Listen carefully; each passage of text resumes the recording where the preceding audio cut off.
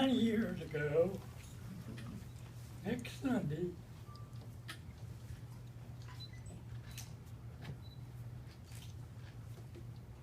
I was born in Clay County, West Virginia.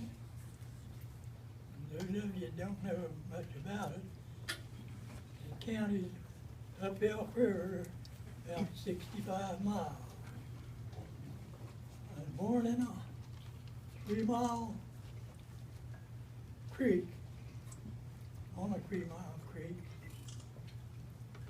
named O'Brien. I was born in the last house on Road Fork of O'Brien Creek. O'Brien Creek forked about 1.5 miles below where I was born. I was born 3 miles from the Elk River Road. Those of you that are acquainted up in that area. I know Elk River. I was in that river many times. I was the 11th of 13 children. Yeah, Agnes and Doris were the youngest.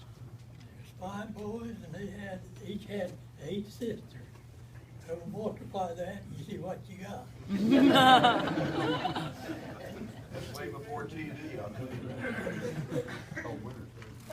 Yeah.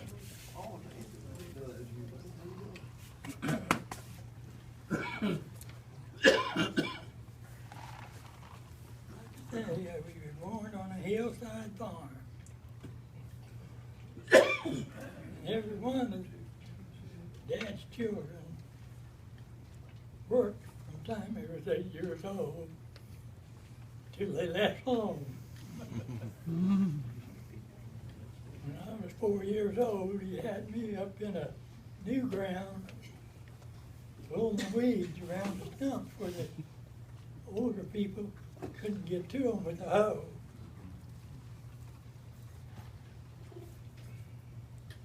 Well, I spent my time on that creek, walking to school. It walked the road around, it would be about 3.5 miles. If you took a shortcut up over the hill and over there, it cut about 1.5 miles off of it. So by the time I started school, I walked that 2 miles over the hill, like the song goes, to Granville's house, to the schoolhouse.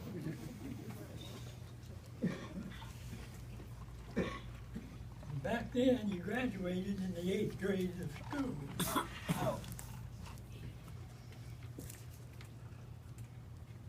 Like I say, I was 3 miles up the holler. And the high school was 20 miles down the river from that, down to Clay County High School.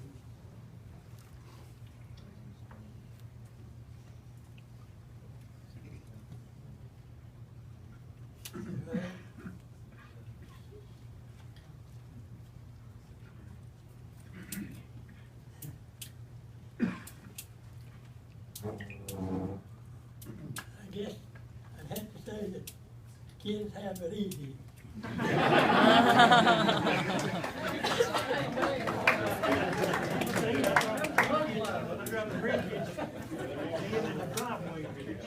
Almost 3 miles each way every day, the 9 months of school.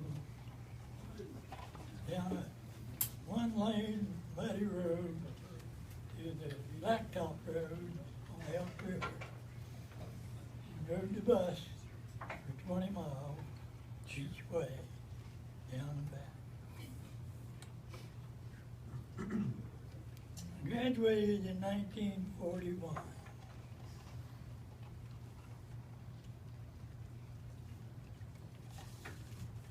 Well, in the meantime, as soon as I was able to drive, there wasn't nothing for me to do but to get a car. The only way I was going to get that, have enough money to buy it myself.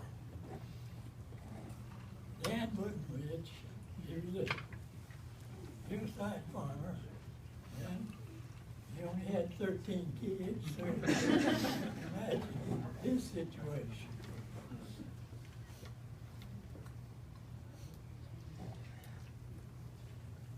So as soon as I graduated from high school, my older brother was working in Akron, Ohio. Oh, that's Grandpa. That summer I went out there, he was working in a rubber shop. And he got me a job as a laborer in that rubber shop. So I worked that summer, saved enough money, and I bought a 1933 model Plymouth. Give $60 for it. Oh, my. And that was the year before I graduated. I had the car in my senior year.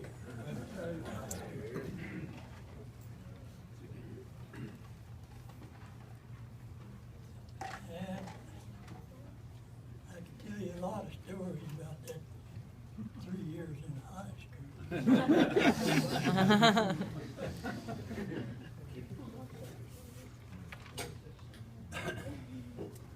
I worked the summer for my aunt, my dad's brother's wife. His name was Sherman. He passed away. And I worked my summer working for her and her son for 10 cents an hour. Hoeing corn, shalking grass, stacking hay, anything that was to be done on the farm. And after the 3 years, I accumulated at 50 cents an hour, enough that I saved enough money. And the older son worked in Ohio, older brother.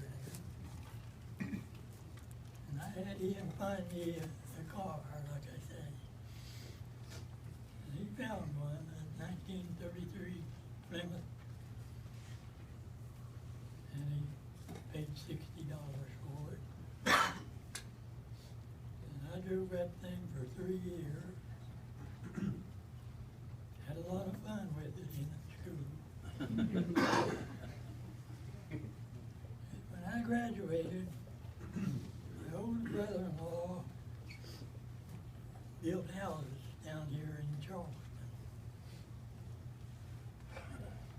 Well, before I graduated, through the summer, my older brother, the next one to me, his name was Vance, he was 2 years older than me. We digged the basements for him with a pick and a shovel and a wheelbarrow, pushing that dirt up over the hump and dumping it. I think he paid us 30 cents an hour.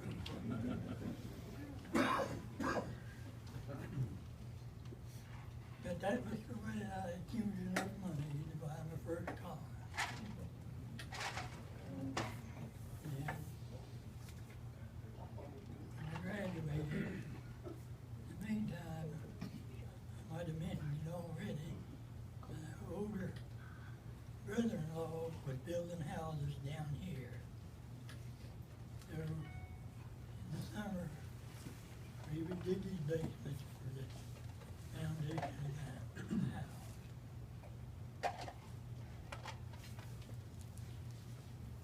And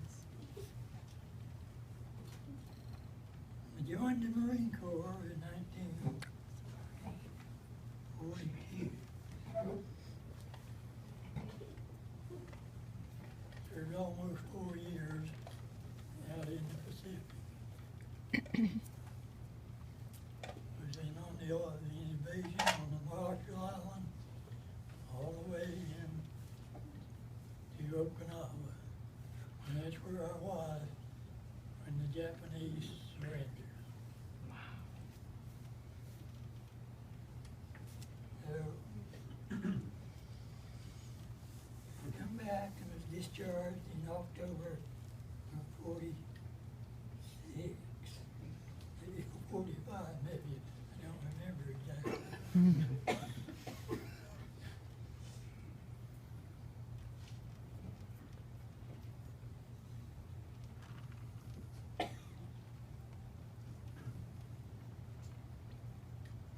Like I said, I came down here to work for my brother-in-law. And I ran into a girl who lived in South Charleston.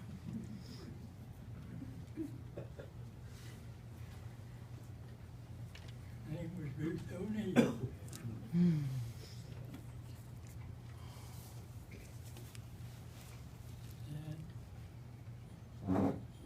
knew the rest of that story.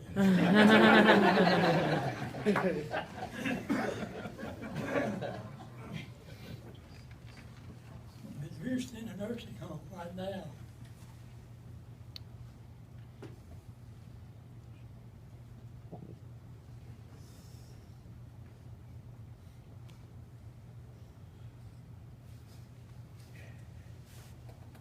God bless you. Been there for 3 years.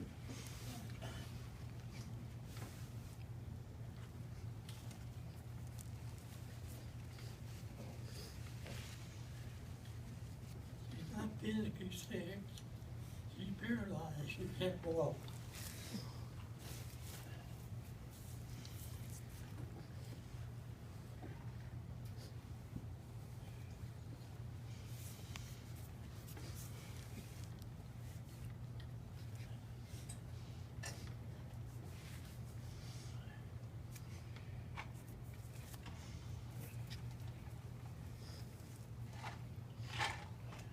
I visit her every day.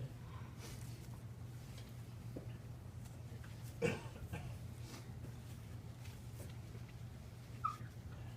I say, physically, she's okay, except she can't maneuver. She has many problems, only for laying there 24 hours a day.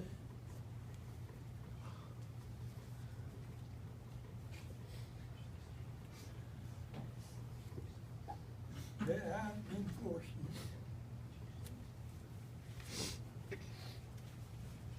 Health-wise, I've been very little sickness. Been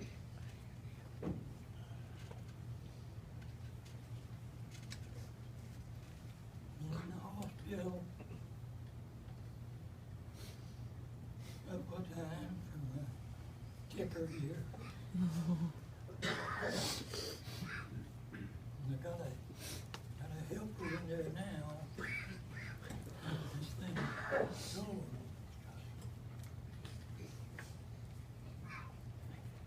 But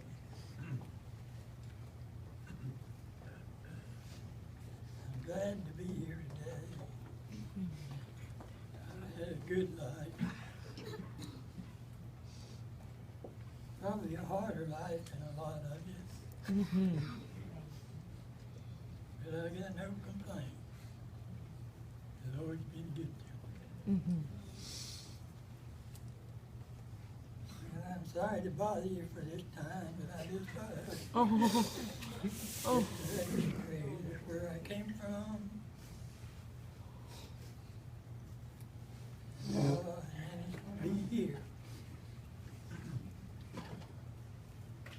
I came here after leaving the service.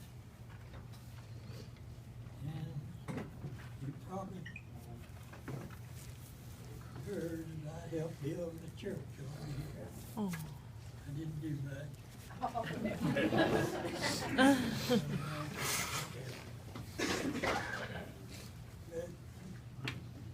that's enough of your time, so I'll sit down. Shut up.